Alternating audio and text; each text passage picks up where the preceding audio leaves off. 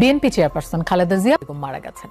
সকাল 7:15টার দিকে Dhaka medical college হাসপাতালে চিকিৎসাধীন অবস্থায় মারা যান। ইন্না লিল্লাহি ওয়া ইন্না ইলাইহি রাজিউন। বাংলাদেশের সাবেক প্রধানমন্ত্রী বিএনপি চেয়ারপারসন বেগম খালেদা জিয়া পৃথিবী থেকে চির বিদায় নিয়েছে, তিনি আর বেঁচে নেই। ইন্না লিল্লাহি ওয়া ইন্না ইলাইহি রাজিউন। এমন একটি সংবাদ সম্প্রতি সোশ্যাল মিডিয়াতে জোরালোভাবে ভাইরাল হচ্ছে। সারা দেশে শোকের ঢল।